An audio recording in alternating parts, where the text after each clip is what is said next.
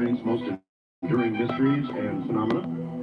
He's also a popular author and lecturer on topics ranging from UFOs and space exploration to political and social issues.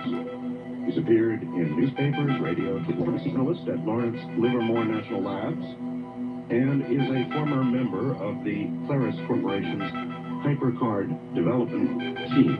And I suppose he would have to tell us what that is. The other side of this debate is going to be a gentleman by the name of Jim Delatoso. Jim Delatoso is president of Village Labs, a computer company. His background includes 15 years, as a matter of fact, as CEO, president of that computer company. And prior to that, about 15 years in the entertainment industry. That's Jim Delatoso. There have been many words flying between these two, mostly not together and not in a conversation with each other. I don't know that it is. But rather on the internet, back and forth in the news groups, and it has been pretty contentious. So we're going to, and that would be the Billy Meyer case, which Cal Korff has called a the Phoenix Lights situation, which brought the two to loggerheads. And then finally, probably the most contentious of the issues, the allegations made by Cal Korff against Jim Delatoso, and no doubt the other way around, fights about credentials, fights with regard to the allegations, so that we'll hold that for last. Just in case somebody metaphorically gets thrown in the water. Now, I would like to tell my audience that we have made a special arrangement on my website. First of all, you will find the source website. You will find a link to Jim Delatoso's website, or at least one of them, on my website right now. So if you want to do background reading about these two men, you may do so on my website now. Simply scroll down to the guest names and click on Jim Delatoso's name or Cal Korff's name. Now, in addition to that, I would like to tell the audience that we have set up a special voting system. We have there's going to be a debate. Keith Rowland, my whiz of a webmaster, has set up a voting tonight that will allow you to vote in degrees of as you listen. And so all of that is on my website at www.artbell.com. We will get underway in a moment. Just one other note, and that is that my intent this evening is to not run this debate the way the presidential debates are generally run, which is boring. With the exception of moments when, like, a referee has to pull two fighters apart in a clinch, I'm going to leave them alone and allow them both to develop their points at each other, interjecting only every now and then, and only pulling apart the apparent clinches. That would be when you can't hear anything because everybody is talking at once. So, that's how we're going to set it up, that's how we're going to do it, and it will begin in a moment. Real talking is a way not to... Are you... Look. 572. All right, here they come. Let's introduce them one at a time. Jim Delatoso, good morning. Enjoy the morning. Well, in some portions of my listening audience, actually the bulk this morning, so I just choose that. Welcome to the program, and Cal Korff, are you there? Yes, sir, I'm here, thank you. And Cal is in California someplace or another at the moment. Yes. All right, gentlemen, welcome to the program. What I suggest we do, I guess, Cal has said of the Meyer case, which is one of the most famous UFO cases of all time. Was that much, Cal? Yes, it is. And I based that conclusion after having gone over to Switzerland undercover to study all of the evidence and try to include, and I do include a lot of illustrations to try to take the reader along the investigation with me so they don't have to take my word for it. That's why I include in the book over 500 footnotes so that they can check the data themselves. All right. Jim, Jim, what is your view of the Meyer case? Well, first of all, I don't believe very much in Cal Korff's book is true, although he does make some very good points, and at times he has demonstrated some good intentions. But let me go to the very beginning of the Meyer case. All right. Back in 1978, May 23rd, to be exact. I really didn't have any background or interest in UFOs at all. And it was not actually about the Meyer case. It was about developing a testing procedure for a UFO group called APRO, the Aerial Phenomena Research Organization. And I met these people through a connection at the Jet Propulsion Laboratory. We had been in the concert touring business for some time, touring in the winter, looked for other things to do. We were a high-tech touring company. We knew a lot about all the aspects of the most complex levels of touring. So when we found winter work, it would frequently be, we found ourselves in a project as an outside consultant contractor at Jet Propulsion Laboratory, Coral Lorenzen and Wendell Stevens, and they were interested as to whether or not we would be interested in investigating techniques for testing pictures. Okay, that's what the core of the disagreement here, I think, is all about, is the photograph.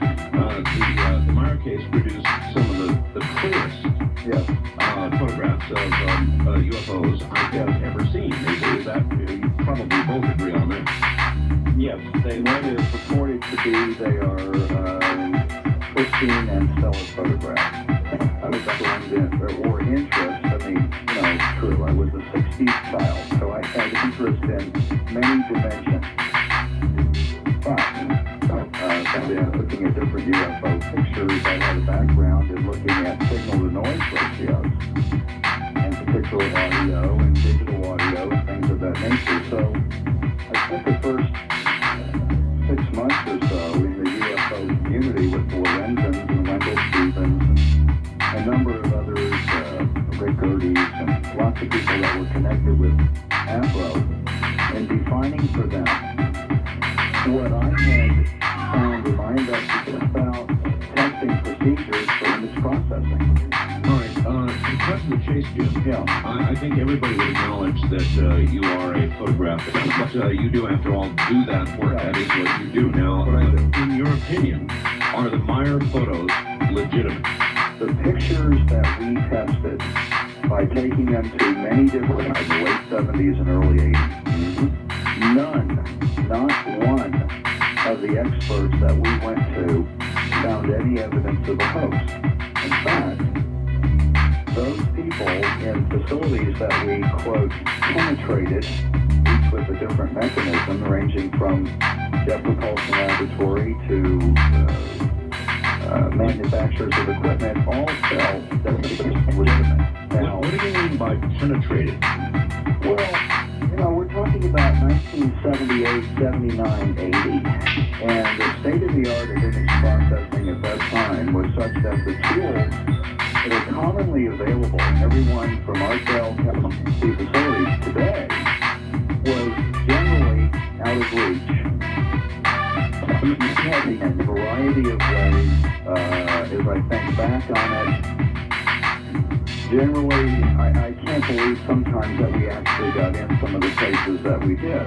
But anyway, again, cutting to the chase, you then found them, and the experts found them to be legit.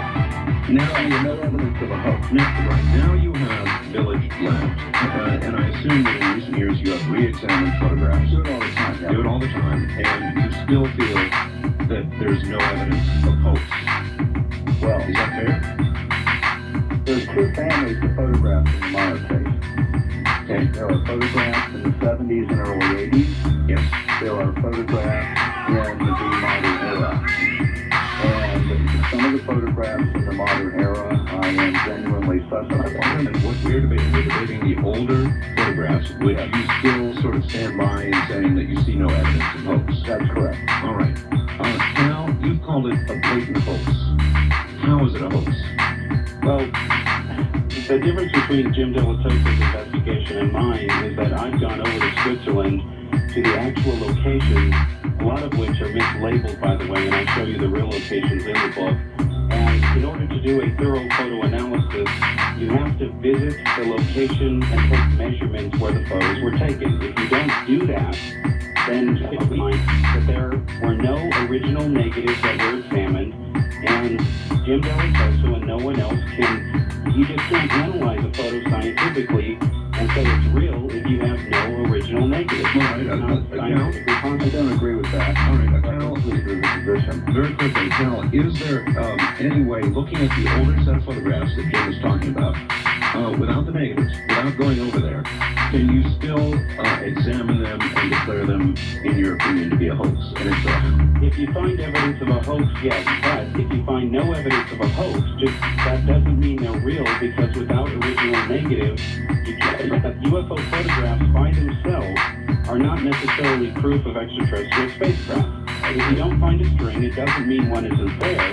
The film itself has limited resolution, and it could always be some large model. You don't know, but you need original negatives in clearest photos, which are in the book. There's over 115 of them in there, and these came from Billy Meyer's negatives, from an individual that used to manage Meyer's photo albums, and that's the best copies we have until if and when the negatives ever resurface. Well, that's your allegation that he used to manage, because isn't he now deceased?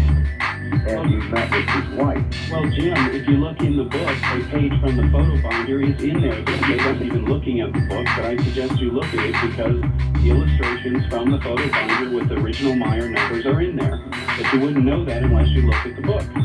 Well, the book is not something that I have the time, or if you sent me a complimentary copy. I'm not under any obligation to send you a complimentary copy. You know, I have to say that this whole thing has been very interesting to me. We went into the Meyer case investigation, and I was a second and third tier person in the investigation. Everyone that I had contacted, the scope of the work, whether it was the colorful Wendell Stevens or the involved investigation, as a junior member, as a rookie member of that team in the late 70s, I only observed people that everything that they told me they were going to do, they did, whether it was everything, were true and honorable. And I developed a sense of trust in these people that they wanted the truth, and that what they wanted me to do was to assist them in finding the absolute best places. No one said, let's find government contractors that we can pull a fast one on, and then get them to say something we can take out of context and sell a book. That was not the intent at the time, as has been alleged in Cal Korf's book, etc. These were people who were willing to look the other way, or were willing to partake of photographs and other evidence that was very compelling. We'll hold it there. Cal Korf responds when we get back, and we're going to let this be as interactive as we can get it. I suggest that we'll get that way as time goes on. We're discussing the Billy Meyer case. Cal Korf thinks the early photographs, even the early ones, were a blatant hoax. He'll tell us how he determined that. Jim Delatoso thinks they're legit. We'll be right back.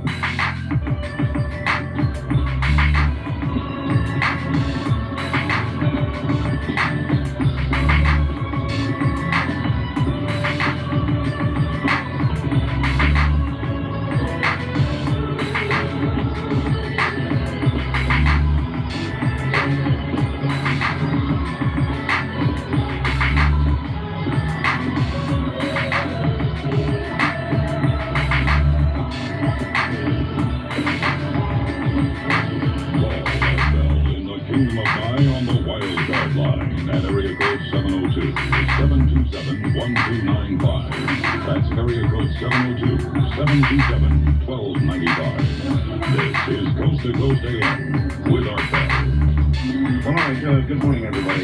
We are just beginning a debate that is occurring between Jim Delatoso and Cal Korf. We'll get right back to them. Have you got nothing to lose but the truth? Once again, Jim Delatoso of Village Labs, Cal Korf. back on the air again. All right, Cal, you're saying that the Meyer photographs are a hoax, an obvious hoax. Based on what? Based on having analyzed them and finding evidence of a hoax, which I go through in painstaking detail in the book. That's why there's well over 100 pictures in there. But do a little bit of it here. I mean, give us the blatant examples, if you would. I realize we can't, not everybody can sit out there, look at photographs right now, but give us radio examples. Okay, one quick thing again, as a background to this. When you analyze a photograph of a UFO, if you find no evidence of a hoax, that doesn't mean it's a real alien spaceship. That is science. On the other hand, if you have no original negative and you find no evidence of a hoax, then you're stuck even at a more greater level. In the case of the Billy Meyer photos, I had heard the claim, especially by Lee and Brett Elders over the last few years, that the later Meyer photographs were hoaxes in their opinions, the wedding cake photos, things like that, and the earlier photos were real. Well, it turns out, as I show in the book, we got a hold of the original Meyer photographs, the very first ones he took during his first meeting with the Pleiadian cosmonaut named Semyazi. And when you look at those photos, you can tell that they're a hoax, and it's very simple. Meyer's camera was jammed short of what we call the infinity setting, which is 6 feet away from the camera, and over 50 feet away will be more or less in what we call perfect or good focus. So when you look at the Meyer photographs, where the UFO is supposedly hovering above a German truck in the background, you see the UFO in perfect focus, but the truck in the background is blurred and out of focus. A fixed lens setting, that is a constant that can be calculated. And in the book, you see 4 formulas that can be used to calculate the true size of an image. This photo is in focus, the background is out of focus. That is definitive proof that the object can't be large, that it's a small model close to the camera. And that's just basic science, for lack of a better term. But I want to come back to the crucial point here. Without original negatives, you can't say they are genuine. You've got nothing, unfortunately. And if Jim says that he can still authenticate photos without original negatives, I invite him to share that knowledge with the rest of the world so he can win a Nobel Peace Prize. Jim? Well, that's Nobel, not Noble. Depends on where you're from and what part of the United States, Jim. Okay, thank you. A couple things here. Cal, I applaud your attempts at trying to do image processing. Can you tell me who was your consultant back then and where you got these formulas from? I'll be happy to, Jim. Everyone from Dr. Bruce McAfee to Dr. Bob Mason. Yeah, let's see. I talked to Bruce By the way, Jim, are on record, and they're in the book, as saying that your analysis is not correct and that the Meyer photographs are a hoax. They're quoted, and they have the book, and I saw Bruce 10 days ago. I talked to Bruce McAfee today. He said he hasn't talked to you for a number of years and that you vanished. And that you were, as you said on videotape, working with him. He doesn't recall that. Jim, I was at a meeting with Bob Kiviat and Bruce McAfee 10 days ago in California. If you don't believe me, I can arrange for Bob Kiviat to call you and confirm that I was with Bruce McAfee 10 days ago. In fact, I gave him a copy of the Meyer book. He has emailed me, and I would like to say that we should call Bruce hard. Bruce going with information. All right, hold it, gentlemen. Yeah, let us return for the moment to the testing. Yeah, the testing that was done back then, that you had gone to Ground Saucer Watch and that they had done testing for you and that did their testing and we didn't find the same results. But it was interesting to me that you were able to find threads of information about inaccuracies in testing that we had done at U.S. Geological Survey, a variety of places that we published where we went, that you alone were able to find flaws that determined that these were small models because we were interested, we all had spiritual and metaphysical situations where we had evidence of something that gave us even a fraction of a clue about the reason that we were living, that was terrific, and we should pursue it. So when I read your report, we went to those sources and investigated them ourselves, and I just didn't find what you were claiming that you had found. And in fact, I found that the non-disclosure agreements that we had, I was second here,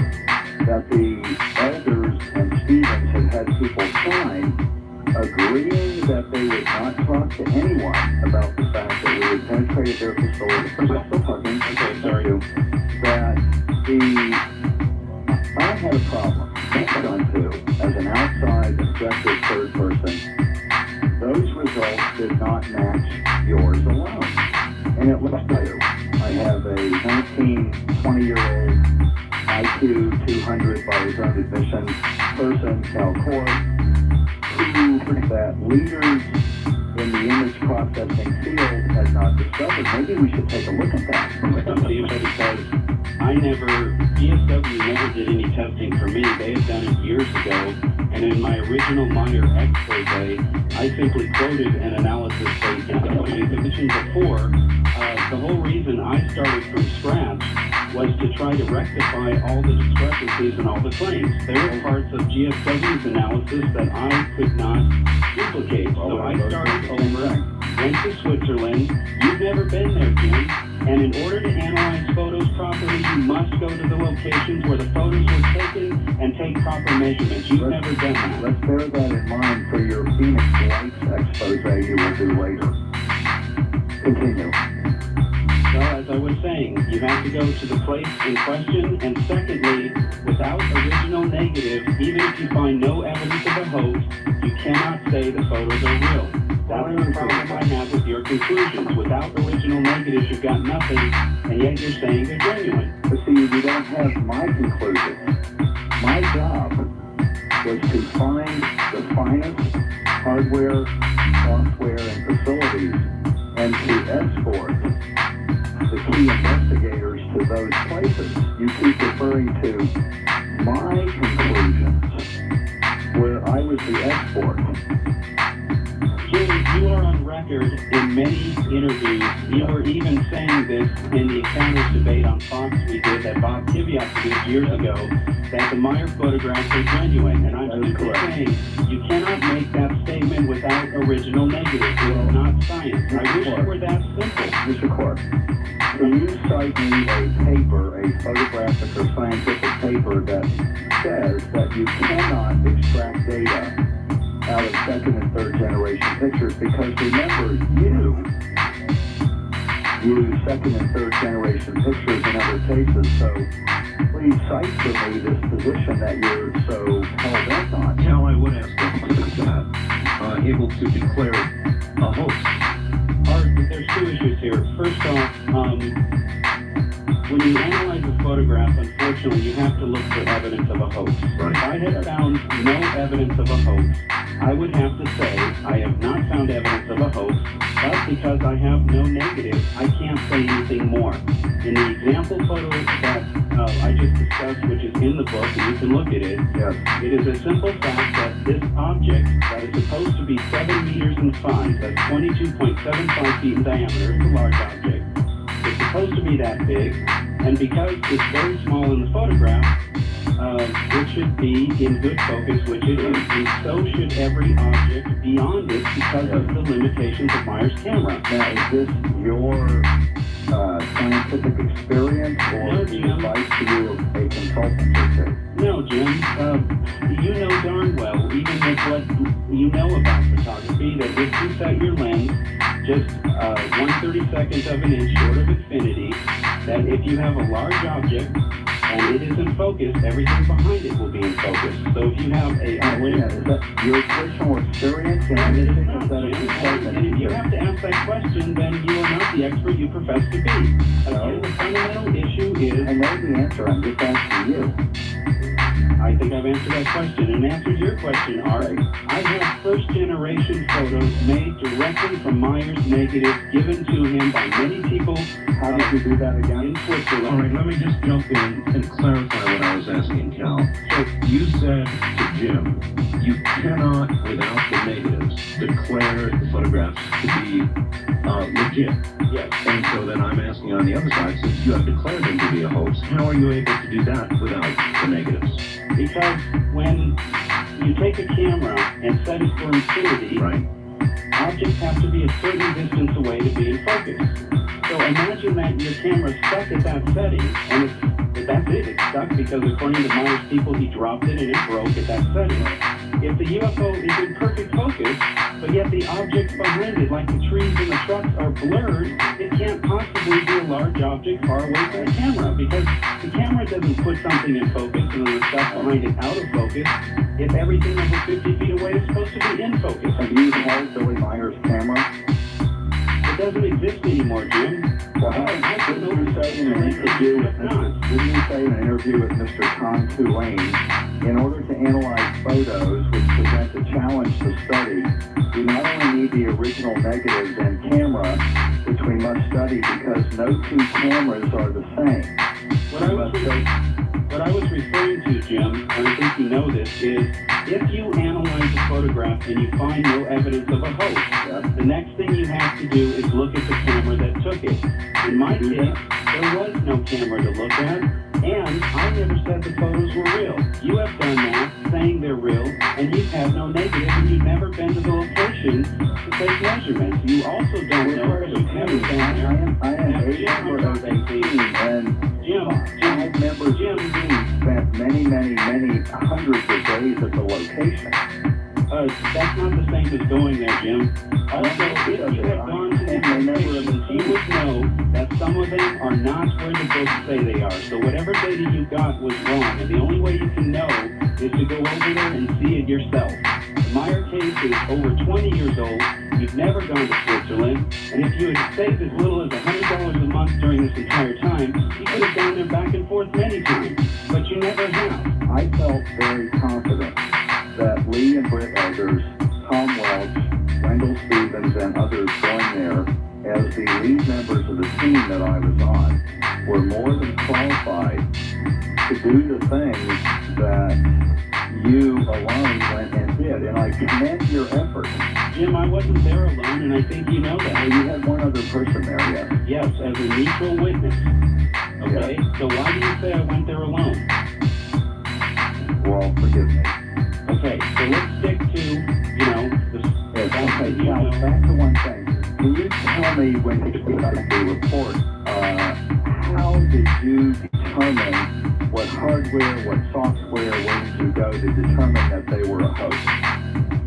Jim, there's more than one answer to that because there's a wide variety of pictures. Again, let me finish and please interrupt me. I just have that one question. I mean, can you tell me Jim, what hardware you use, where, and what software? That's very simple. Excuse me, Art, I'm trying not to interrupt him, and I can't really hear him when he's interrupting me because I can't talk and listen at the same time. Okay. So, all I'm saying is that if you take the very first photo, you don't need a computer to look at that. Your eyeballs tell you by looking at the photo.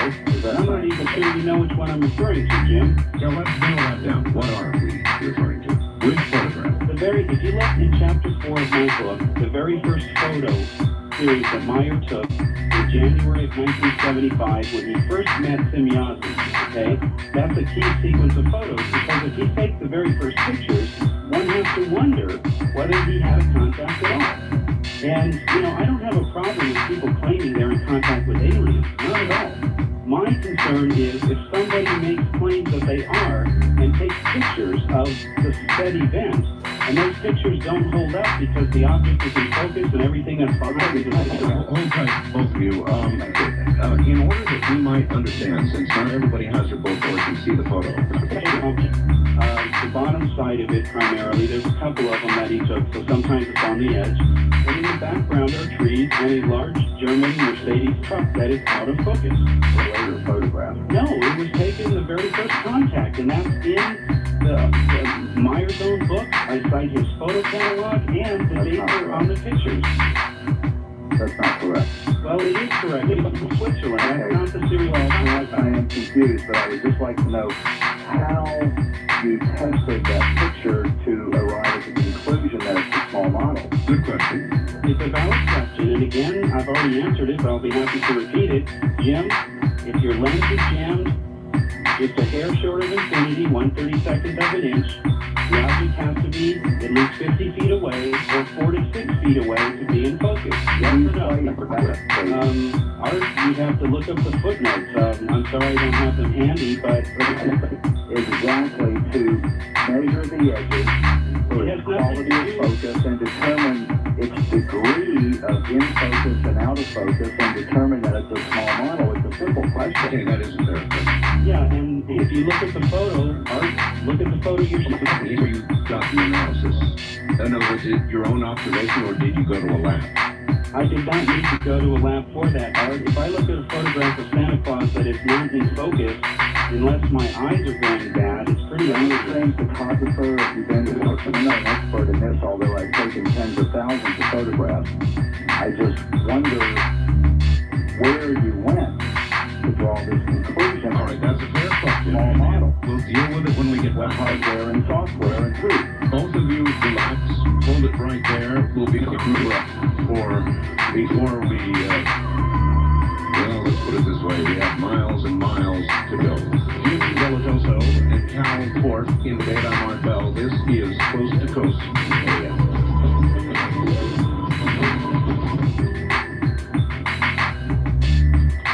It's time for the Mediation Minute.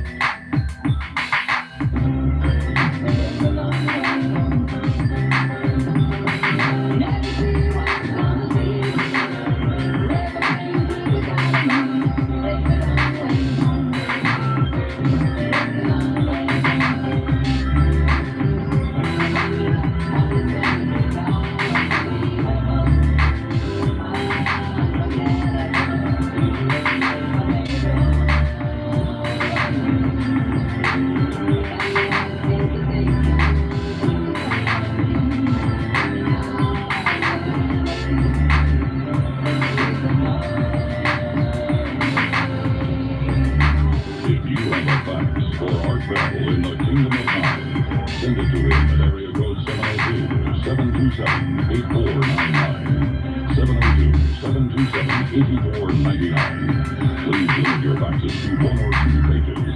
This is Coast to Coast AM with Art Bell. Now, here again is Art. Good morning, everybody. We are in the middle of a debate. The debaters are Cal Court. Cal Court is, well, I'll read from the back of his book. Many regard Cal as a debunker, a UFO debunker. He would probably deny that. The back of his book says he's president and CEO of Provo Research, a think tank dedicated to studying humankind's most enduring mysteries and phenomena. He is also a popular author and lecturer on topics ranging from UFOs and space exploration to political and social issues. He's made many TV and radio appearances. In recent years, he has been regarded by many as a debunker. On the other side of the coin, we have Jim Delatoso, who is a photographic expert. He is currently CEO, president of Village Labs, and that's been for 15 years now. Prior to that, he was in the entertainment industry for 15 years. There are 3 areas of debate. We are still talking about the Billy Meyer case.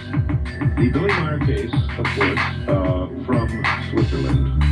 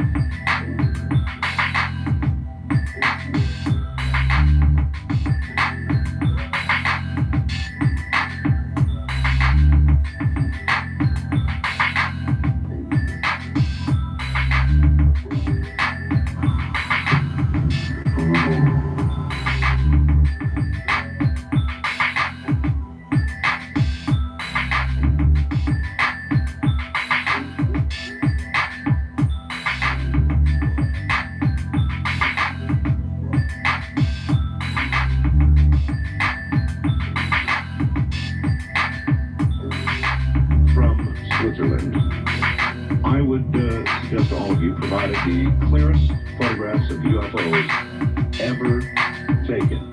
We are debating the early UFO photographs taken by Billy Meyer.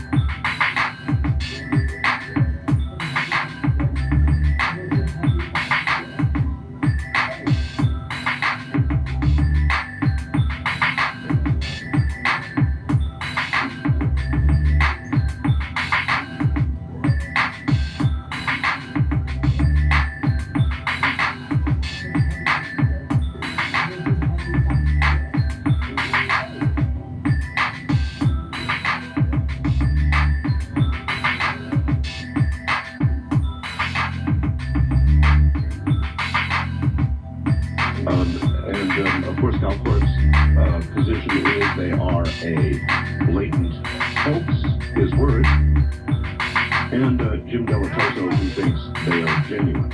Neither one of these gentlemen have been, or have had availed to them the negatives of these photographs. We will, again, pick up on one specific photo we're discussing, so you're caught up in a moment.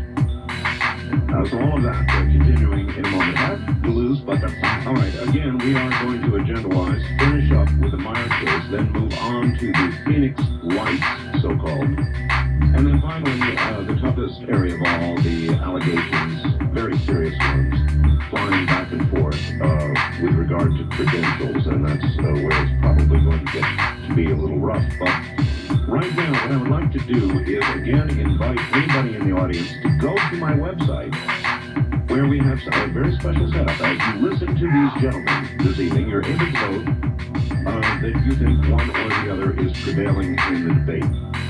And by the way, I would remind my audience that if you change your mind as the debate goes on, you may change your vote. There are also links to both of these gentlemen's websites. Now, gentlemen, you're both back on the air again, and Cal, I would like to ask you, I've got your book here, Cal. My webmaster is very efficient, and of course you can go to some of the Meyer sites. I went to chapter 4, Cal, and the first photograph I find is of a saucer with behind some trees.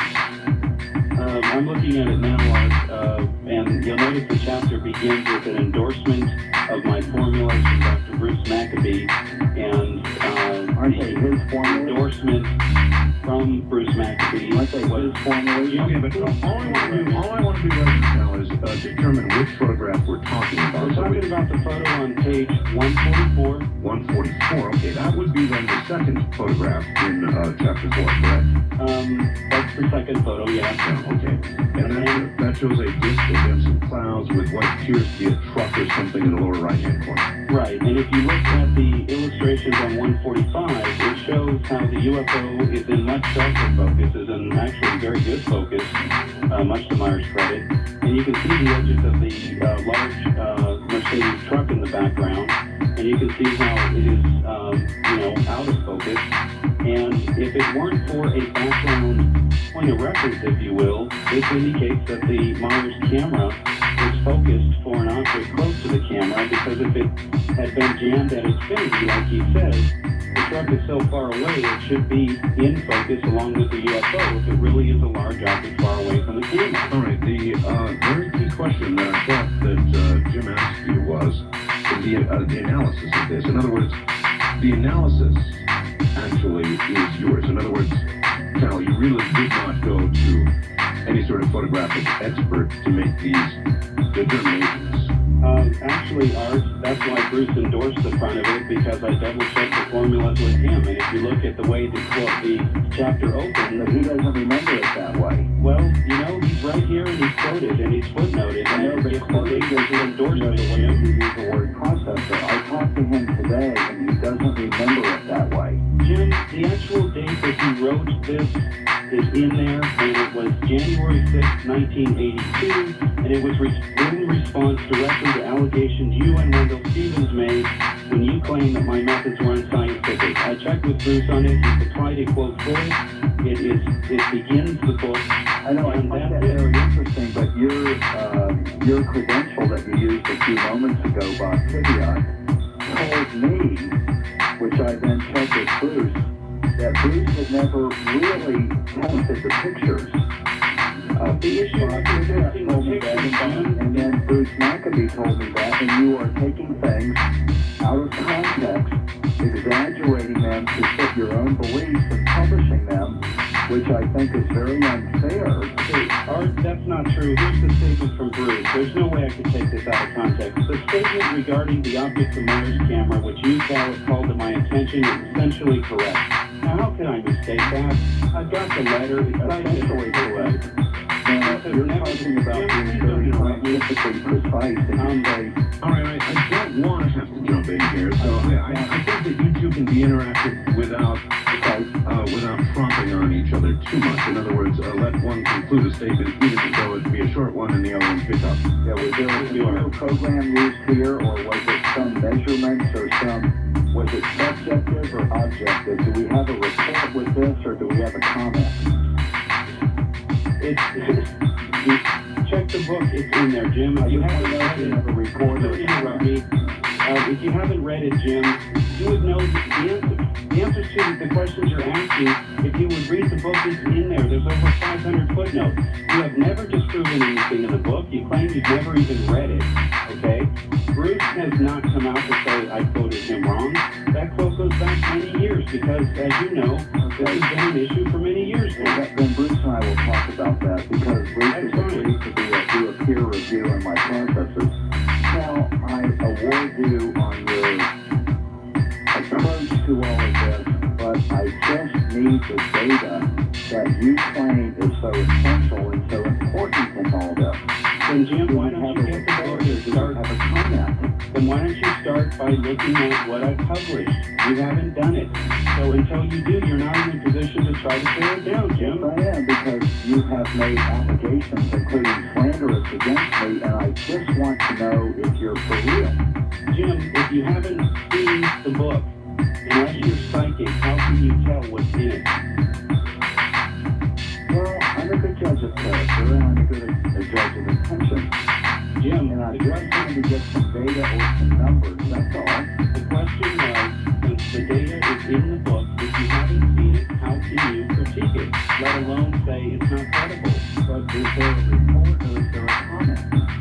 All right, but that's 439 pages worth of All right, but we know he has read the book, so we're not going to get anywhere with this. But you both have seen the same photograph, so we could discuss a specific photograph. Right? We looked at an early set of photographs of minor photographs, right? We were very precise. We were very exact. And I went to more than one lab, and I went over and over and over, because at the time, having a rock and roll background, I wondered if I wasn't on a mission from God, and the Blues Brothers were my role model.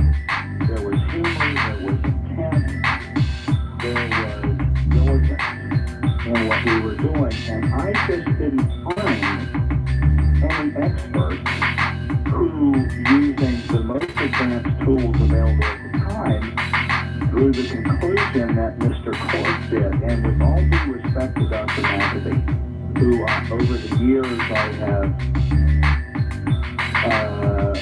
I believe, achieved an ability to have a dialogue with him, I just don't see where the proof of the scale model and the fraud limit. It just is not obvious to me. Is this the pot calling the kettle black? All right, where is the fraud? Okay. Which particular photos? The photographs that Meyer shot of the planet Venus. Well, you said her images from NASA. You said blatant posts. So When Billy Meyer says he went to the planet Venus and took photographs of it while orbiting that planet, and those photographs match their images from outer space, that's obviously proof that Meyer was not telling the truth. Okay? When Meyer photographs dinosaurs, and they are stills from a B movie, Well, you claim that they are stills from a B movie. Do we know the producer, the director, and the distributor? rent the movie King Dinosaur, Jim. Again, get the book and look at it. If you can disprove it, go ahead. I will, as Art knows, go on and apologize and admit errors. I admit when I'm wrong, okay? And nobody has come through here and has said honest, Jim, you haven't even looked at the book. At least I've read all the other 14 Meyer books. I think I'm a very busy person. I have many things to do. And when I investigate your contentions, Cal, and I just don't find any merit in the methodologies, I excuse you from my agenda and I continue on. Fine, Jim, but what kind of investigation are you doing if you don't even open the book? If you read it every time you sat down on the bathroom, you'd be done with it by now. It's been out for a few years. I would give no regard to your book in my bathroom. Well, apparently not, because you haven't even opened it, Jim. All right, but again, we're arguing about, we know he hasn't read the book, and you've both seen the same photographs, one believing they're absolutely genuine, the other believing they're absolutely a hoax. And people that are known skeptics, ranging from Michael Malin to Eric Eliasson and others, who all signed non-disclosures that we went to in an attempt to understand what we had here. And I don't think that I could get Michael Malin to lie for me. Michael, in the book Light Years, said that he thought I was optimistic, jovial, a believer, but he didn't say anything that he could find to be a hoax in the Meyer case. And I find that very revealing. I find that very revealing. And if we were trying to create a hoax, or if Meyer was perpetrating a hoax, and we were all naively entrapped by it, what a wild thing we did. Jim, there's no question about the credentials of Dr. Malin. Now, did he make a specific statement, as you just suggested, that he found nothing in the Meyer photographs to suggest hoax? That is correct. Okay, Art, let me tell you what Malin said. It was quoted in the book. Have you talked to him? Yes, a long time ago. It says here, and this is also in Light Years, by the way, so you might want to quote Light Years more accurately. Okay. It says here, the quote, the important thing would have been to have the original film. Without the very detailed information about the originals, there's almost nothing you can say. Then, according to Malin, he had requested from you, Jim, quote, the stuff that actually went through the camera. I don't own that, but Cal, you found it to be a hoax. Okay? You found it to be a hoax and the same thing that Dr. Malin could find no evidence of. Yes, that does seem rather telling. In other words, Cal, you have declared these photographs to be a hoax minus the negatives. And Dr. Malin said it was not possible to make that judgment minus the Now, negatives. Art, where is that quote that Malin said that? I'm not familiar. That's the first I've ever heard of that. No, I'm taking that from Jim. Well, I don't have the book in front of me, but in the overall body of work from Michael Malin, and Michael is not a friend of mine, he's not an enemy of mine, he was an acquaintance of mine, and I sought him out as an expert. Remember, that was my job. My job was to find people that were quality credentials, that were experts, that we could go to, and I had no silver mind control or capability of hypnotizing these people to state our opinion. They state their opinion. I did not write the books, I did not publish the books, I was the scout. Okay. I found these people, and their comments are their own. They are not saying my words, they are saying their words. Even you now, a moment ago, I believe, quoted Malin, and I didn't hear any portion of it that suggested that he said it was a hoax.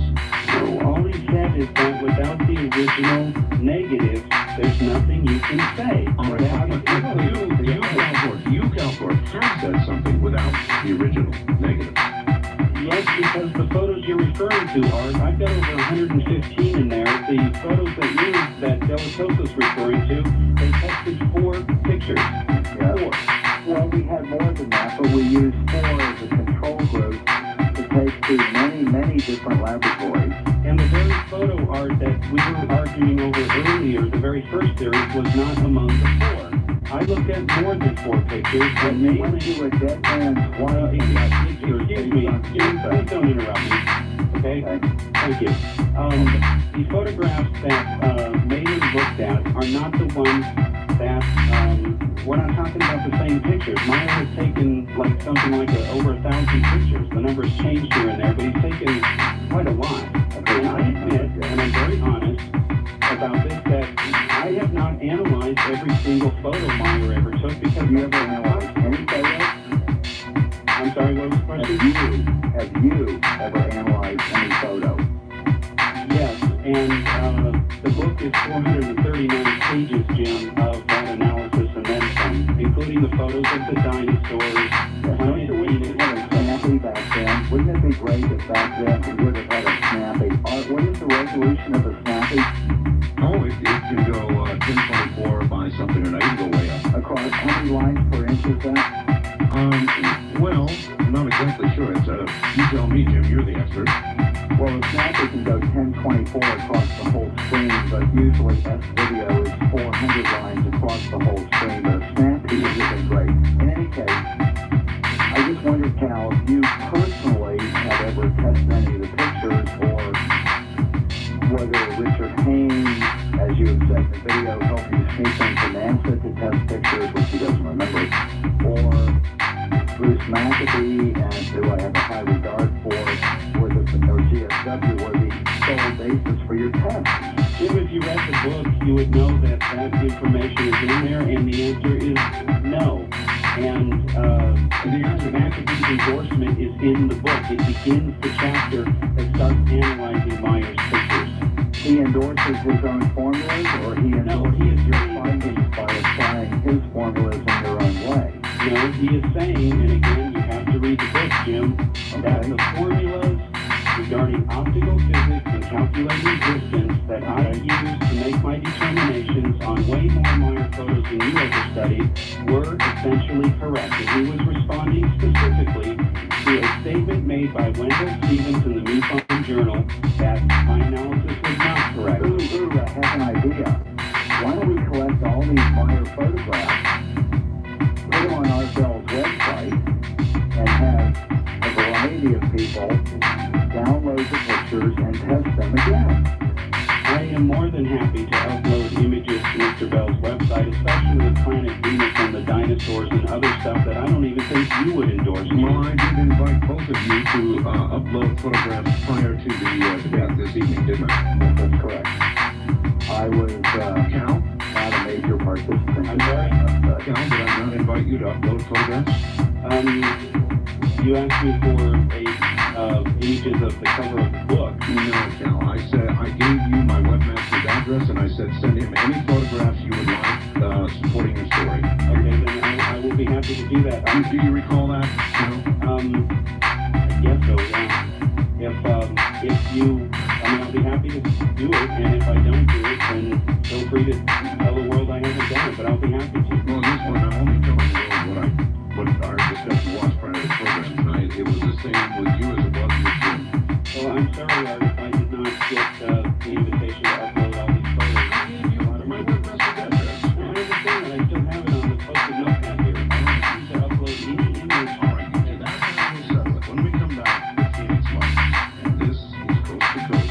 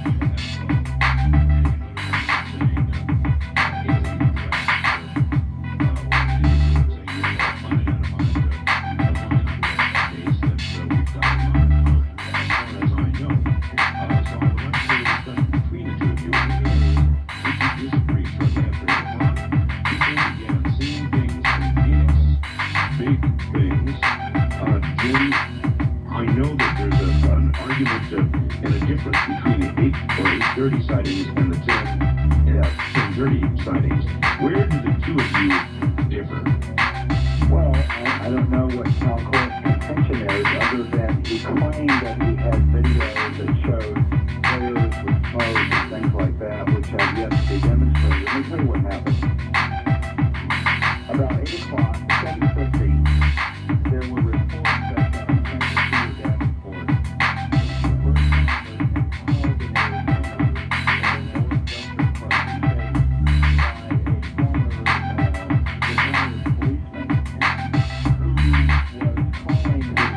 first seeing something that was startling to him. There was a large array of lights in the V formation.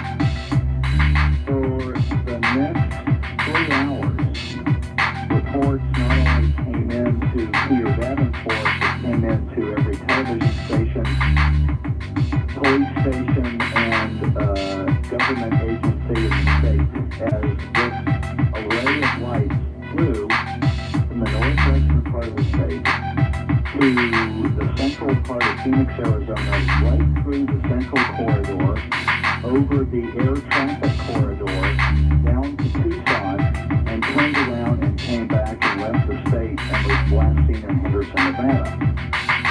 We took over 400 reports in 10 months. We built a map that connected the dots and showed that the flight path was consistent, and that there was not 2 events, 5 events, 8 events, 10 events, but one event with an object that morphed, headlights, join it, leave it, dock it, fly around, wait, come back, hover, disappear, reappear, and it was unusual.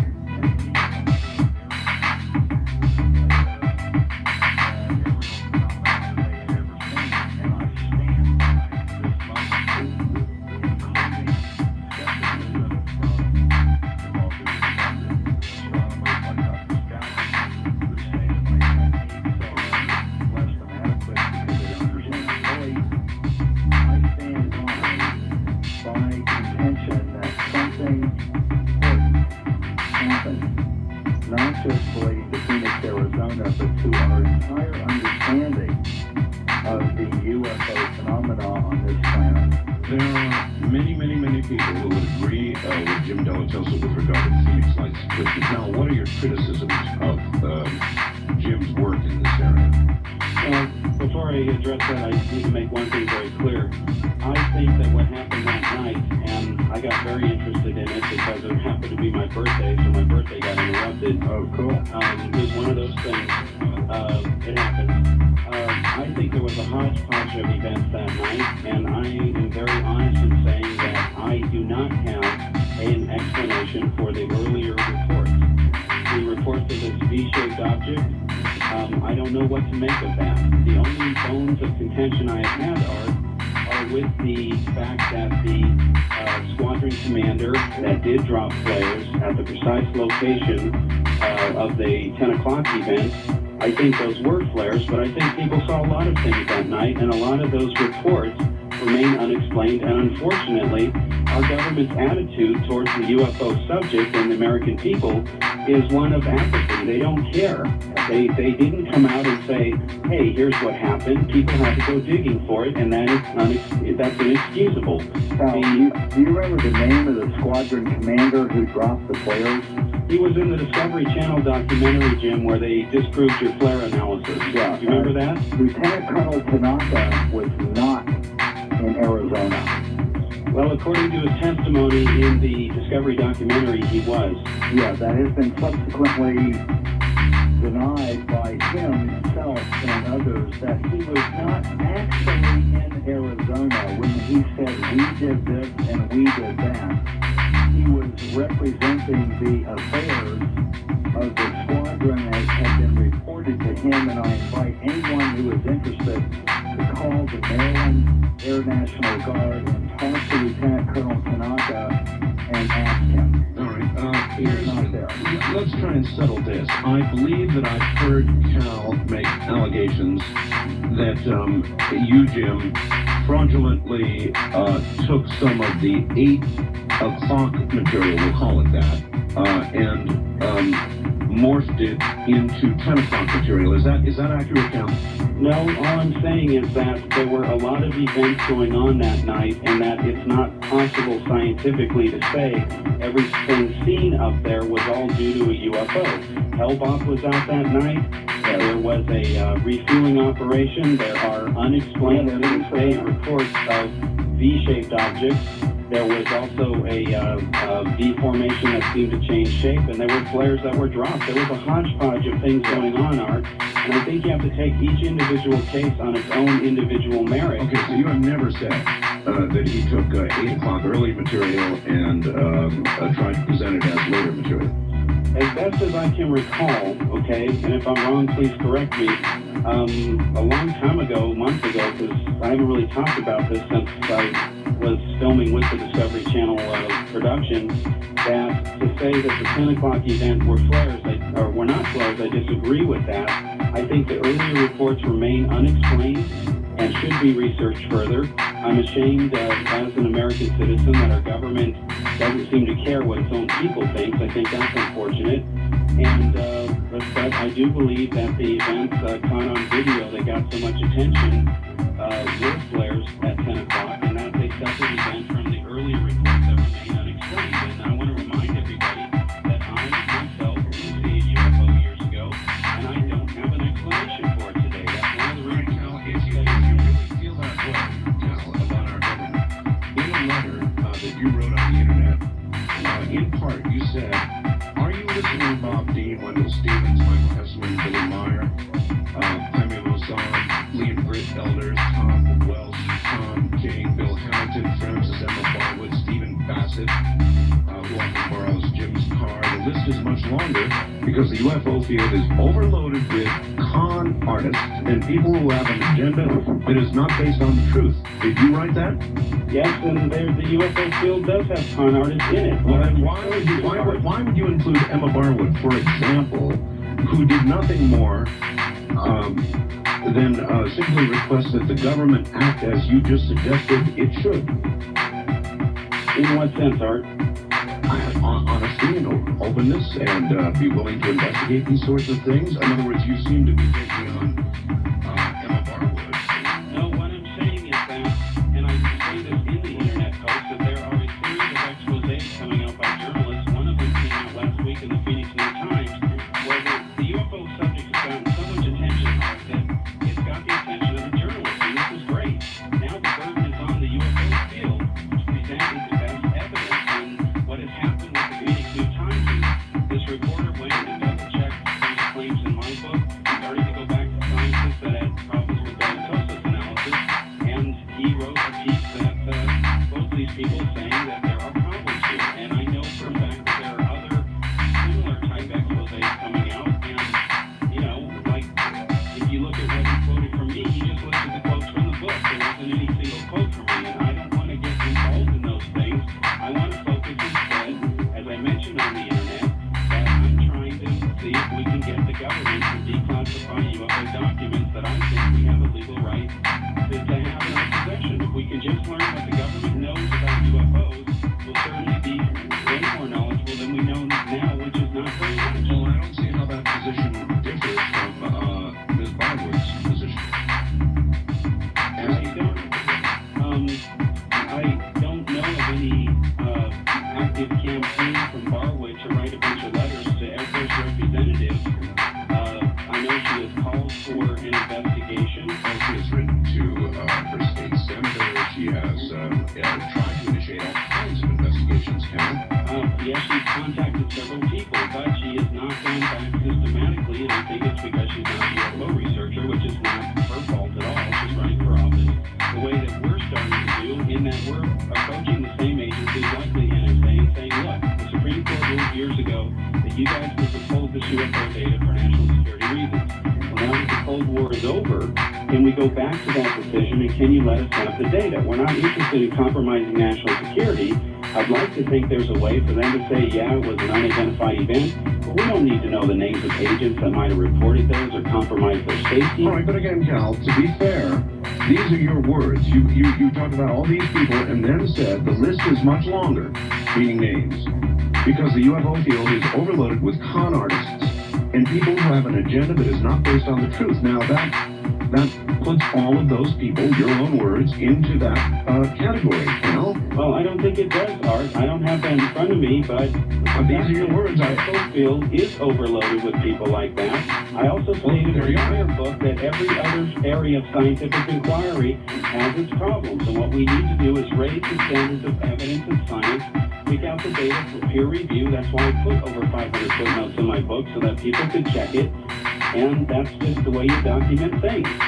Do you take issue, Cal, with what Jim said, that it was not two events or separate events, but one event? I think that there were several events that night. Everything from Hellbop to a military operation to flares to unidentified flying objects. Well, Hellbop was visible to everybody with a clear sky all across the country.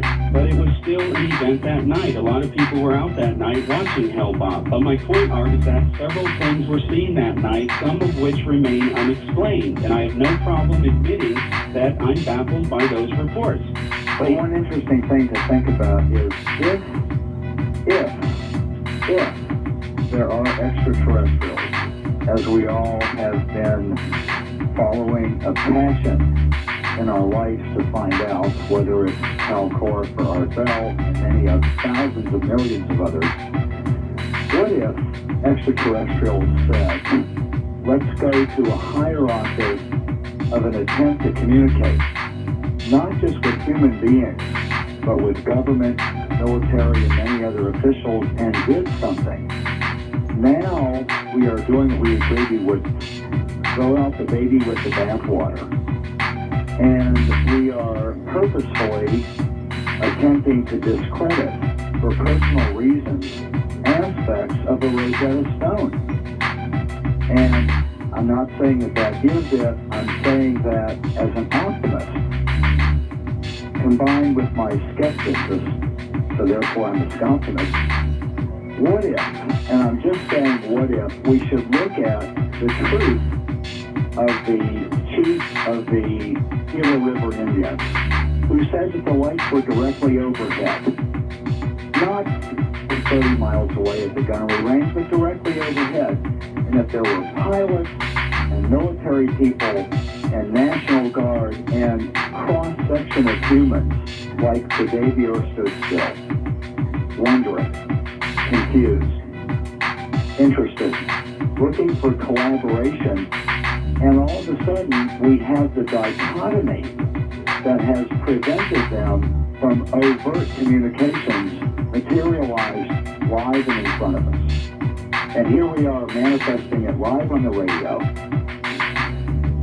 discussing things that are trivial in their view of trying to have humans understand that here they are.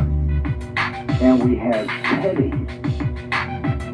collusions, collaborations, and conspiracies trying to discredit something that was really interesting, and really important, being cast aside in favor of some earlier agenda. And that is what has happened in the Phoenix Lights. Now, I forgive you for convincing Erskine and Motzer to go to all of the local media and attempt to discredit me. We all know that you were behind Erskine and Motzer parading your book to every local media here in town. Let us not forget that we all hope that there are extraterrestrials, whether they're part of our spiritual nature or not, looking at us, wondering what we're going to do. Just And here we are, discussing flares or not flares. Everyone knows that extraterrestrials come here. Everyone knows those were not flares. Even Dr. Scallon, who challenged my procedure, knows that it's correct. And I felt good today as I talked to my peers, Dr. McAfee, Dr. Cornett, Dr. Carlotto, hopefully Dr. Malin will agree to review my procedure. Everyone knows that my procedure was correct, but we have a duty to be a skeptic and to adhere to a prior agenda and throw mud at all this and hope that once again we can prevent any further understanding that extraterrestrials may really come here and this may have been an event. So, Cal? Well, it's kind of hard to respond to that. If Jim wants to think that I've got people out doing whatever, that's his right. Maybe he's going to blame me for the Tony Ortega article. Cal, no, I don't know. We all know it already. Please, Why Jim, we have to please, blame Jim, you? Jim, It's Jim, all please known don't. All already. right, Jim, give me a chance to respond. Please don't. Yeah, thank you, Art. You know, whatever Tony Ortega wrote and what those people said about you, Jim, I had nothing to do with that, okay? In fact, I was shocked to find out that Ken Dinwiddie of Dianza Systems even went on record because he had turned down numerous interviews, and I was shocked to find out that he validated what I had quoted him in my book about you. Why were you shocked? Jim, let me finish. I am all for the scientific study of UFO reports, okay? I'm for that. I have seen something that I still can't explain. I'm fairly familiar with a lot of what flies in the air, and I'm still stumped years later. And, you know, I'm trying to get to the truth, and that's why I want to, you know, I'm not going to go ahead and write another Meyer book. I'm going to go ahead and try to focus my efforts working with a small group of people to go ahead and try to put pressure on the government through the media and in correspondence with them to say, hey, all the records are not declassified on UFOs. Can we, you know, reach some compromise and try to go ahead and get that information? The CIA, for example. You lying on other Jim, you're interrupting me again. They're not going to allow you to be viewed. Gentlemen, let me interrupt both of you because we are at the top of the hour. And when we get back, we will jump into the meat of this. There was an article in the Phoenix New Times recently that got all of this going afresh, which was an expose type article. And we will discuss that article when we get back. Cal Gorf and Jim Delatoso, a debate underway. I'm Art Bell, and this is Coast to Coast AM. Hey, listen.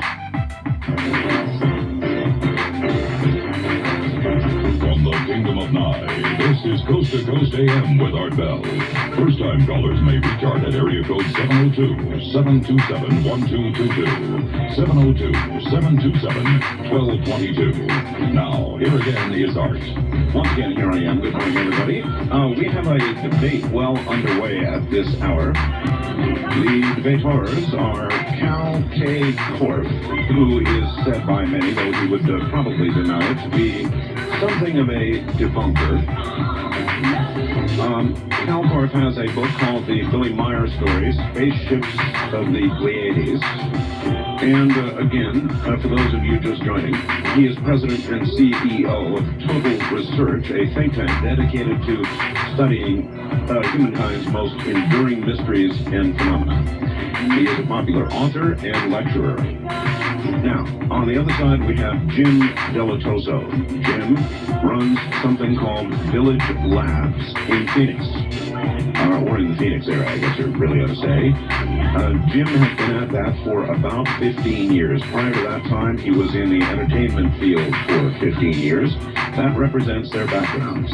Thus far, we have discussed the Billy Meyer case with a resolution culminating in an invitation to post photographs on the website so the audience can decide for themselves, which I hope will occur. We have been discussing the Phoenix Lights situation, the anniversary of which just passed. Coming up, we're going to get into a bit more, if you can imagine that, of a contentious category, and I'll sort of make that clear to you, or how that's going to be clear to you will be apparent in a very few moments. First, I want to talk to you about something fun, all right? It is fun. I do it, as I said last night, with some trepidation, but nevertheless, I do it. I refer, of course, to my famous trepidation changer, my very famous voice changer. Trepidation is the right word. I can suddenly go like this, and I can make my voice sound any way I want. And I usually use this to, well, you know, sound like the guys down there. But I can sound any way I want, and so can you. Now watch this.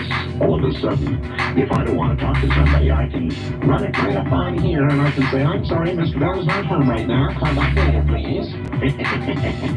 I can literally make my voice sound any way I want. I can slowly lower it to a point where you can barely understand it, or anything in between. That's what I can do with my voice changer, and that's what you can do with your voice changer. That's right. Now, there are a lot of uses for a voice changer that I would not consider to be particularly moral or proper, and we urge you not to do those. Moreover, those of you who get one and call my show with it will be struck by a bolt of moral lightning. However, having said all that, if you want to have more fun than you've had your whole life, we've got it right here. The telephone voice changer. A digital processor that uses 16-bit digital technology to do to your voice what you just heard. It's easy to use. You don't have to wire anything. It uses 3 AA batteries, and it goes in between the phone. 2 seconds flat to plug it in. The Crane company has them. If you would like one, which of course you would promise to use with all due ethics and morality and all the rest of it, right? And I can assure you by noon, they'll be sold out, gone. So, if you want one, call Bob Crane in the morning again, $69.95, and it will not last. The number is 1-800-522-8863. You can begin calling at 7:30 in the morning Pacific, 10:30 Eastern at 1-800-522-8863. The Crane Company has 0. If you want the ignition system Art Bell has on his Hot Rod Metro, it's like a heart transplant for your car. That's 1-800-627-8800 and www.jacobselectronics.com. All right, before we leave the Phoenix question, is there anything any points either one of you would like to make with regard to Phoenix? Well, this is General. Excuse me, I'm feeding my cat. All right. Cal stated to a number of people that he had a video of the Phoenix Lights event that clearly showed smoke and evidence of flares that, according to Mike Fortson, he was going to post a few days after they met during a show, which has yet to show up on the net. And I wonder if Cal had that forthcoming. Cal? I am not writing a report on the Phoenix Light with the Discovery Channel and the Area 51 special. There is a report being written by the MUFON group. I've turned all the data over. There's some other stuff that I'm digging up that I'm going to send over, so I'm sure that information will come out. But I am trying to focus on the government document efforts. That's where my focus is, and since the government has started to send memos, that's why I've had to abandon Phoenix stuff and go over there. No, you did say that you were going to post that. It was my intention to post it, yes. But if you have the video, why don't you just spend the 10 minutes and post it? It's not as simple, so I don't like to post images that legally I might not have those. But you do it all the time. No, I don't, Jim. Well, who's open? If I was back in the home state of Washington, I could tell you exactly who the 2 people were. I'm sorry I haven't bothered to memorize data that's over a year old. Okay, that's fair. Do you recall how you came upon this video? Yeah, what happened, and I posted, and I told Peter Davenport this, because this upset me, Art. There are some people out there that seem to enjoy calling up Peter Center, which, you know, he has no idea these people are not telling him the truth, and they're sandbagging the database, and that really upsets me. And, Peter, if you want to know, you know, which incidents I'm talking about, I'll give you that data. I haven't heard from Peter. I know he's very busy, but, you know, Art, that's why I wrote the Meyer book, because there's nothing wrong with cleansing the UFO database of cases that are serious. Just like if we find something that is unexplained, like some of these Phoenix reports, we have to call it like it really is. Okay, again, so the question was, do you recall how you came upon that piece, or that clip of video? It was sent to me just like I've received maybe 5 or 6 copies of this Mexico City footage that's going to air on UPN. I mean, I get stuff all the time. So you're saying it was sent anonymously? No, it wasn't sent anonymously. It included a letter by 2 people, one of whom didn't even give their last name, and That's anonymous. Huh? That's virtually anonymous. Well, no, because there was a first and last name on one and just a first name of the other, and the person that wrote the letter was just referring to his friend by the first name. That's all. So, unlike the Mexico City footage, unlike the Mexico City footage where we have no names at all, at least that I know of, I wouldn't call it anonymous. Anonymous, by my definition at least, is when we don't have... Like somebody who said something like, Jim gave this to me. What? I'm going back and reconstructing what you just said. Police footage from somebody who sent you a letter and signed it with a first and last name and said something like Jim or Frank. No, what it was is this person said he was out with his friend, gave the first name, didn't give the last name, and that we, quote unquote, I don't know whether he means literally we as in a literal sense or we as in a royal we sense, that they shot this. Also, the letter claimed that they were the originators of this video. They said that they had shot it, but they didn't really have any more info other than they shot it. And it shows smoke. I'm sorry? And it shows smoke. It shows some lights going in and out of focus, and when they're out of focus, you see what looks like smoke. But I can't even tell what part of the country it was shot in. There's nothing there that shows you anything. It's like looking at a photograph of a pond that only shows water. You can't prove where it was shot. So your discussion with Mike Fortson during the Lisa show taping where you said you had proof that the Phoenix lights were flares because you had video with smoke has since diminished just a hair. No, Jim, I think that's an inaccurate characterization. What happened is, because I was behind in even posting the stuff, because one of the problems when I post stuff on the internet, Fortson was upset that I didn't send it to him literally 2 days later. That was But at the time, I was involved. I had a higher priority, and I'll tell you what that higher priority was. I was on the road doing the Lisa show, as you know, when Art Bell was rightly on me for incorrect information when I had said that Art was trying to censor me from radio stations. Well, I prioritized everything I did to give Art the data he needed, and as you know, Jim, you're the one who sent letters to the radio stations saying that if they put me on KFYI, you were going to sue them. All right, we're going to get to all of that in a moment. Just before we do, we have an opportunity to verify. Just is Peter Davenport from the UFO Reporting Center in Seattle. Peter, welcome to the fray. Thank you. Nice to be here. What are you going to have to add? I just wanted to get one comment in here briefly. I just a moment or two ago heard Cal Corp state that he had reported such and such to me. I have not talked to Cal Corp since July of 1995. That was the last time that he and I ever spoke. I just heard that point. He did state definitively that he and I had spoken. We have not. Peter, where did I say you and I spoke? I believe I said that I posted on the internet. Huh? I just heard you on the program state that you had reported to me, you had talked to me, I had posted a internet open mail, which was to you and the public saying that there were some people who were sandbagging you, and I didn't like that, okay? No, what you said was you were very disappointed. You twisted the facts. I have a copy of your email. That is not what you said. What did I You say? said that you were Dribble had done a better job. That's what the email says. Peter, why don't you read, instead of just the selected part, why don't you read the part where... Okay, but Cal, did you say that in the email? I mean, let's stick to one thing at a time here. Are we going to address the other issue, Art?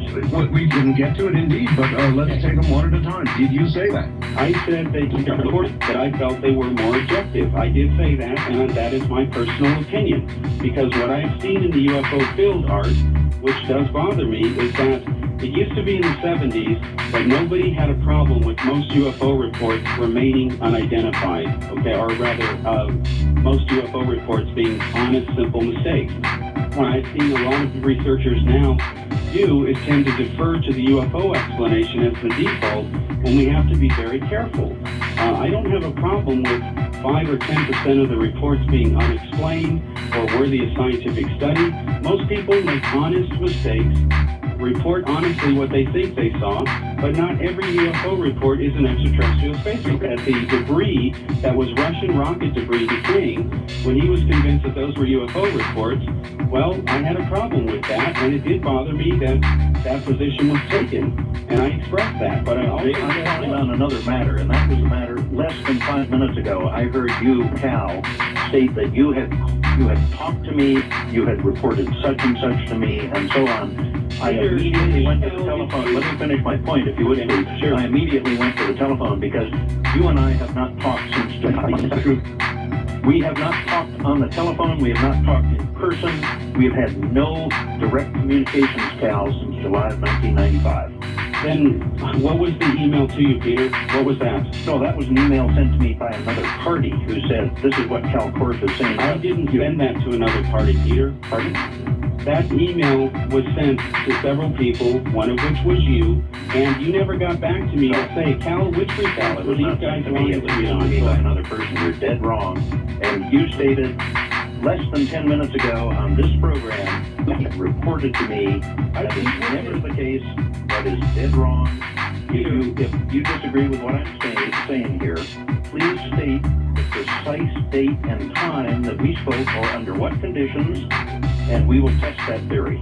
Peter, I went ahead and made it very clear that I had communicated with you via email. If you want an update, you can look at the archive. That's not what I There heard are people on the tape. who went ahead and said that they have told me that they were calling up and making up reports. And I think that that's a horrible thing to do. What we will do is go back through the tape of this program, listen to what you said less than roughly 10 minutes ago, and establish whether you were saying it was an email communication or we got the distinct impression you were talking to me. We can run the tape back if necessary. Let's do it. Feel free to. I'm talking to you now. I'm sorry, but I did send you that email, Peter, and you never asked me which report were you Please send setting me up. a copy of the email you sent me because I have never received a direct email from Cal Korff. It's that simple. Well, Peter, it's in the record, and if you're aware of it, obviously you are because you're citing it. How come you never asked me I for just which stated, report? Cal, I just stated that the email was sent to me by a third party who intercepted it and said, this is what Cal Korff is saying about the hotline. And it was sent to me. The reason I think this is an important issue is because Cal has, Cal, you've mentioned, in the same vein as you mentioned your discussions with Peter recently, so it makes this issue rather important. Do you agree at this time, Cal, that you and I have had no conversations on the telephone or in person? I didn't say on the telephone. We haven't had a conversation on the telephone or in person since July of 95. Yeah, you can answer that. And I never said I did, Art. No, I'm asking you now, Cal. You do agree, Cal, that you have not talked to him since July of 1995? I agree that I have not talked in person on the phone with him. I did send him an email. It Right. also went to UFO Updates, and if he didn't get it and someone intercepted it, which I don't understand what that means, No, that's not my problem. I haven't ever received an email from you, Cal. Well, I can't control that. If I send an internet email, I can't control if it does or doesn't get there. I have people send me emails, and AOL will bounce them. Sometimes that happens, Peter. All right, look, we're not going to be able to settle whether or not you could argue about that till the cows come home. However, Peter, if you would like to, I presume you're taping, Peter? Yes, I am. So if you would like to take the opportunity between now and the bottom of the hour break to rewind that tape and play back the segment in question? Would you like to do that? Yeah, that sounds like a good idea. I'll see if I can find it. All right, I'm going to put you on hold, Peter. Very good. All right. In the meantime, Cal, you're back on with Jim. Jim, you want to interject something here? Yeah, this is great. I wonder if I showed him some popcorn. This is Peter, and you're playing a tape that whatever it is. I mean, I sent that email. This is going to be a good way of settling that. Well, it's archived in the update archive. Yes, but the reason that he called, he was saying that you had just stated on the air that you had talked to him. And I explained what I just meant by that, Art. So I used the word talk as in that, and I'm sorry, maybe I should have said I typed an email to him, okay? Well, this is a very important distinction because you have quoted several people, Cal, that you said you talked to. And so when you first were confronted, you said, no, I didn't say that. Well, are you now saying you did say that? Art, I'm having trouble following the bouncing ball here. Excuse me, but what is your exact point? I think you said you had an IQ up around 200. It's not bouncing that high, Cal. Art, if you ask anyone who knows me, I don't believe in IQ tests.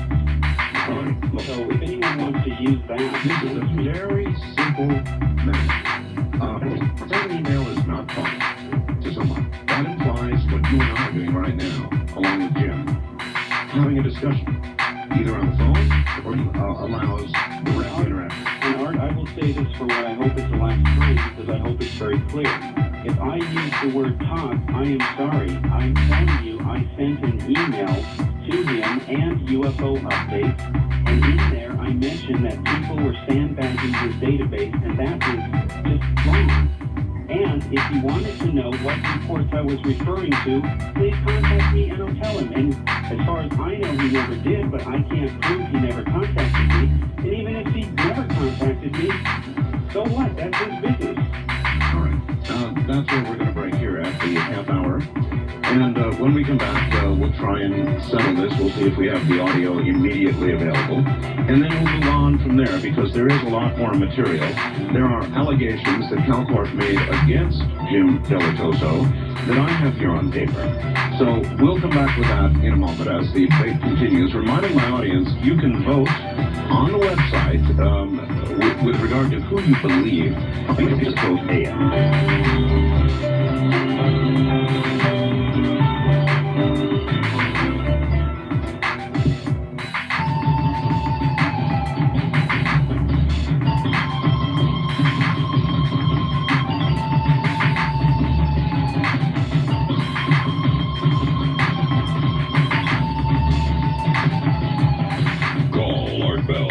Kingdom of Nye on the Wild Card line at area code 702-727-1295. That's area code 702-727-1295. This is Coast to Coast AM with Art Bell. It is. Good morning, everybody. Jim Delatoso and Cal Korff are locked in debate. With us as well right now is Peter Davenport from the UFO Reporting Center. And we'll get back to all of them in a moment and settle this. Are you on 800-704-8844? Of course, risk is involved and you could lose all or part of your initial investment. Only risk capital should be used. Past performance is not necessarily indicative of future results. Well, all right, back now to my guest, Cal Korff, Jim Delatoso, and with us now, Peter Davenport. And let us quickly try and set Peter, are you online? I'm with you, Art. All right. Do you have a recording? I do. It's just about 15 seconds long. It should resolve. Go ahead. Here we go. Data that's over a year old. That's fair. Do you recall how you came upon this video? Yeah, what happened, and I posted, and I told Peter Davenport this, because this upset me, Art. There are some people out there that seem to enjoy. Dead wrong. All right.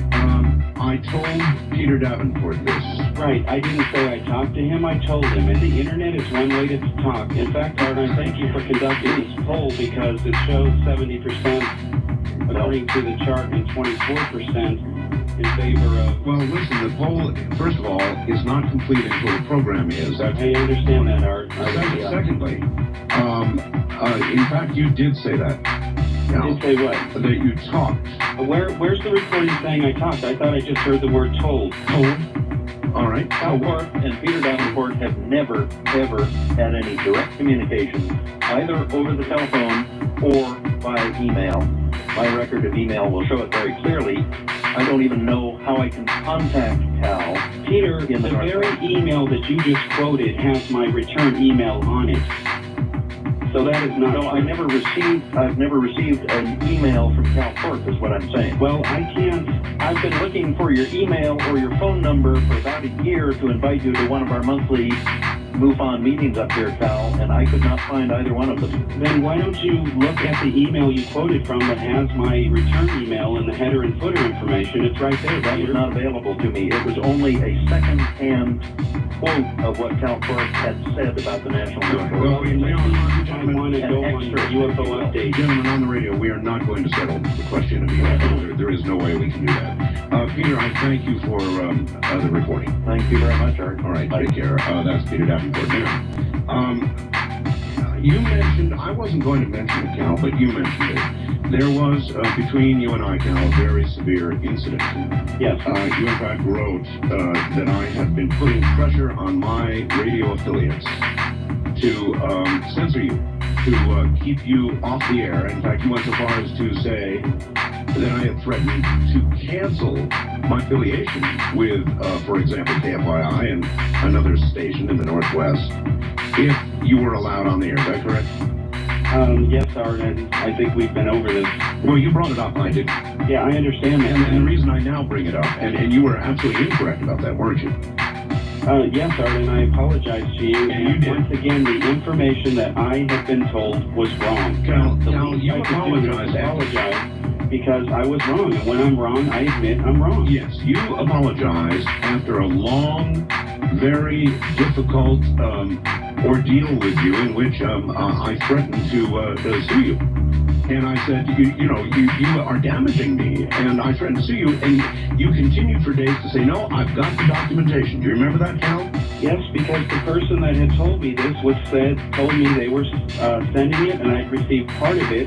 And when I looked at all of it, because you made me get on it, and that was the right thing to do, I finally got it, and it turned out that it was wrong. And the least I could do to apologize. All right, then who had, all right, then this brings us to where we want to go. Who had written that? Who had written what? I'm sorry. Who had written the things suggesting that Art Bell was going to pressure his affiliates on all the rest of it? Who is it? Is it Jim Delatoso? Is that who you meant? No. It first off, nobody wrote anything that I recall. I was told verbally. But on your website, you use a letter from my attorney to that radio station that won. KFYI, because Claiming that there was some affiliation with Art Bell in the letter that was written, and there was no such thing. I need to go back a little bit on this so we get something very clear. The information that had been verbally communicated to me. By whom? I don't have to identify who that is, You a do. journalist. No, I don't, Jim, and certainly not to you. By whom? Well, then, to the 12 million people listening. Jim, I am within my legal rights as an investigative journalist to protect that's sources. fair. Okay? Thank you. Now, if I could just finish, please. The information that was communicated to me verbally regarded Very Young Show, KFYI. Okay? As you know, And you claim 2 other radio stations for a total of 3. That's true. that's the information that had been communicated to me. I'm reiterating that, By okay? whom? I'm sorry, couldn't hear that? By whom? Again, Jim, I've already answered that question as far as what I'm doing on that issue, so I'm not going to repeat it again. Okay. Okay, so when Art, and rightly so, put my feet to the fire because the information was wrong, Art was perfectly justified in being upset. I was on the road doing the Lisa show. I ran down those issues, got the so-called documentation, and when I got it, it did not match what I had been told verbally. Now, You when I got presented as fact and truth on those radio shows. Jim, are you going to let me finish? Sure. Thank you.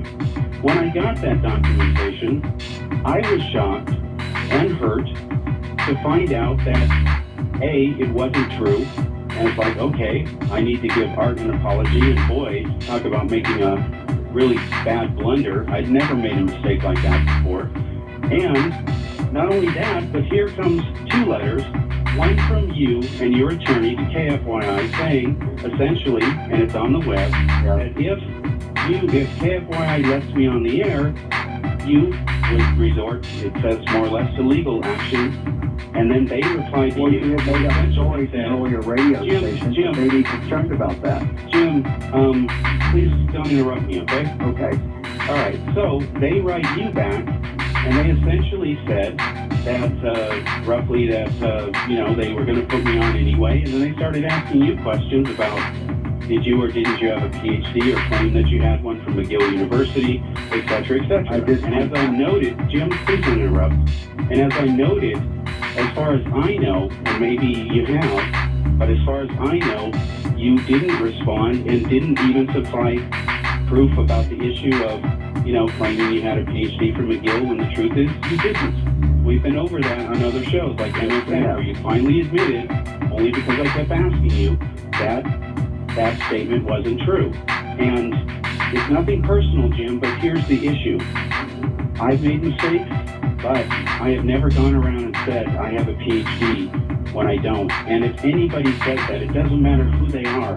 It hurts the credibility of the field of ufology. All right, in fact, your words, Cal, let me read you your own words, again from the same letter that you have told us you wrote. I care very much, you say, about the credibility of ufology. That's why, as an objective researcher, I call it as it is. Jim Delatoso is a, quoting, fraud and con artist. Case closed. His photo analysis are not scientific, and now they have been disproven yet again for the umpteenth time for nearly 20 years now. People are finally waking up to this fact. I am on other things, and See what's happening? All right, Richard. This is what I got going on. Hold on. This is what I got going on. This is live stream right here. So this is mean I'm on the computer. I'm doing this live. So I'm gonna stop this stream till how many people